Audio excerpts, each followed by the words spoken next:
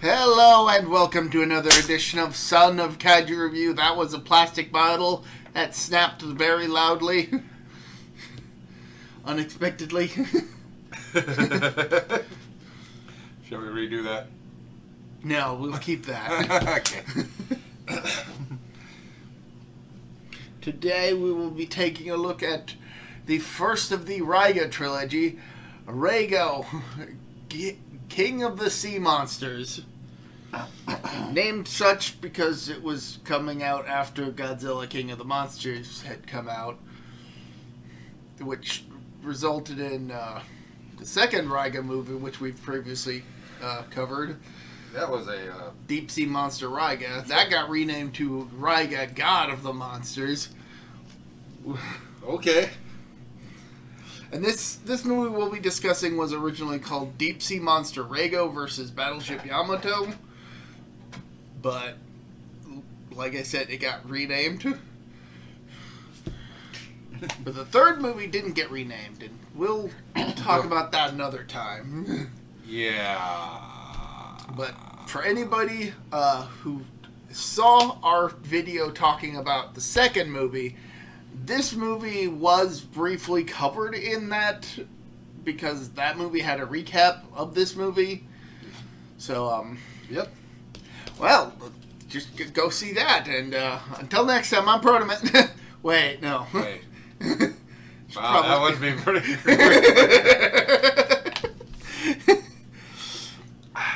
No, this film is kind of unique in that it kind of plays itself as though it were like a historical war drama, Yeah. just with a giant monster at sea. Yep. Like, people get drafted, kind of, or they're already in the army, I can't remember. It's set during World War II, so... Ah, alright. Oh, love interests and kids and future Ultraman. Actually, past Ultraman. So Past Ultramans.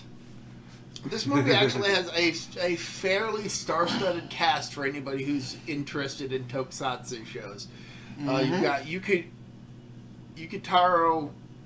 Hotaro, who plays Gonza and Garo, and has numerous other roles in a bunch of other tokusatsu shows, including playing the lead in the second movie of this trilogy. Yeah.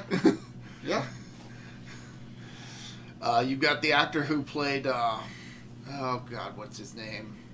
Ultraman Cosmos' host. Hikari? I don't think that's Hikari. Hikaru? I can't remember. We got Mickey Curtis in a cameo role. He played Bancho and Gunhead. He got groped. We got Susumu Kurobe, who played Ultraman, playing the Admiral. Mm-hmm. Maybe it's Captain. I forget what his rank was in this movie. I don't know either. He was a higher up, let's just say that. And some other actor that I recognize from something, but I can't quite remember what. I don't know. So... Maybe it was Ultraman Neos, unless I'm thinking of a different actor with a large chin. Yeah, he did kind of have a large chin. Yes. Dude. But yes, so this film focuses on the crew of the Japanese warship, the Yamato, which sunk during the Second World War, I believe. I don't actually know a whole lot about the ship, outside of it being referenced quite a bit. Yeah. Like, for example, it's the namesake for the anime series Space Battleship Yamato, which is a sci-fi classic.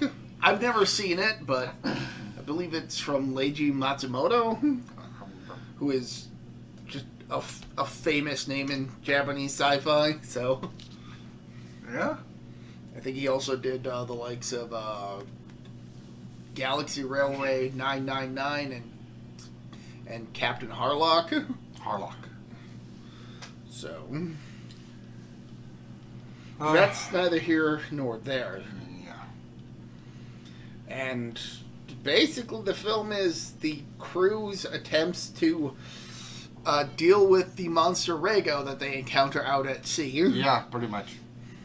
They have to fight it with their cannons and missiles and other jargon that's on the To briefly summarize the film, they make numerous attempts to eliminate Reigo, and all of them end in disaster. Yeah, like Reigo has Reigo. Huh? Reigo? Reigo. Reigo. Prego? Ragu. Ragu? He has like electricity abilities. Seems like all the monsters in these series have that like ability. Yeah, I think basically if you've seen the second movie with Reigo, it's basically that monster but with like bigger arms because it's now a sea creature or something. Yeah. For all we know, they could be the same subspecies of Kaiju. Yeah. There's also mention of the bonefish that are more prominent in the second movie. Mm-hmm.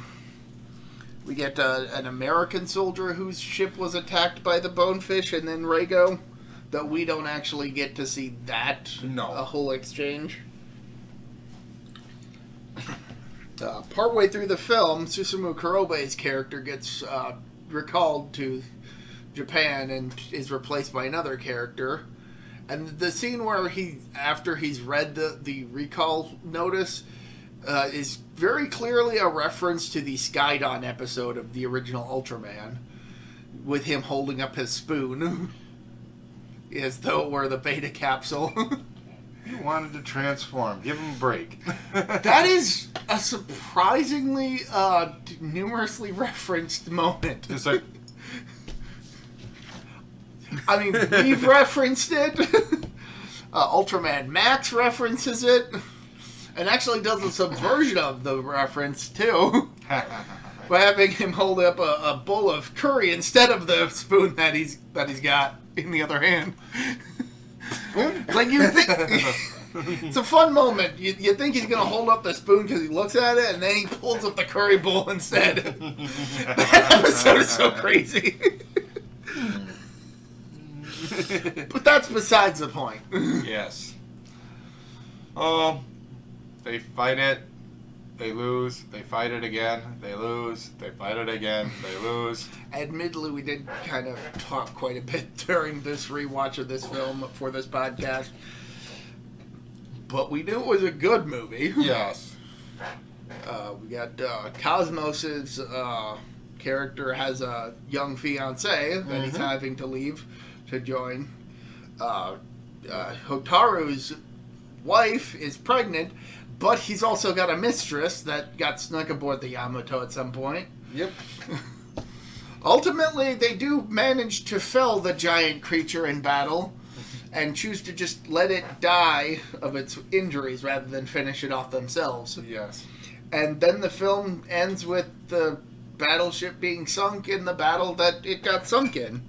And randomly, a kabuki shows up.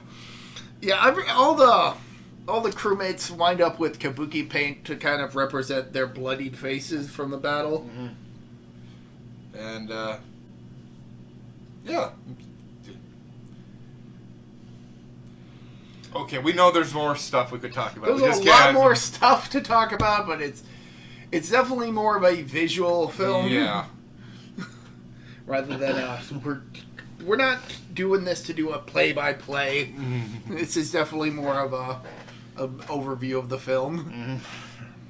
Kind of got to be quick because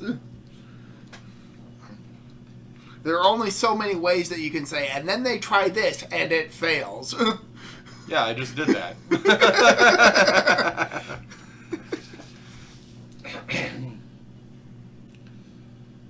I'm currently looking at the Wikipedia page for the Yamato.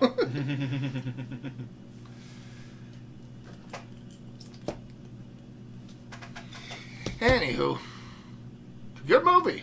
Yes, it was a good movie. Not as good as the second movie. the first Reigo movie? Yesterday, I was about to leave. Like, the credits were done, and there was like 5 minutes left of just dead space. Yeah, that's on the SRS DVD release of it. Just like, it's just like a few minutes of just dead air. just like, Not static, just a black screen. just like, it was funny. Just was. Then you accidentally knocked it back, so it was like 10 more minutes. No, I only knocked it back a couple seconds. I know, but I'm giving you crap. Yeah, it's a good movie, but the sequel is better. But the third one we won't talk about until we actually have to review it. Spoiler alerts, it's not that great. I would rate this literally the second one, the first one, and then the the third one. And the fact, never mind. We'll discuss that when we talk about the third movie. Mm-hmm.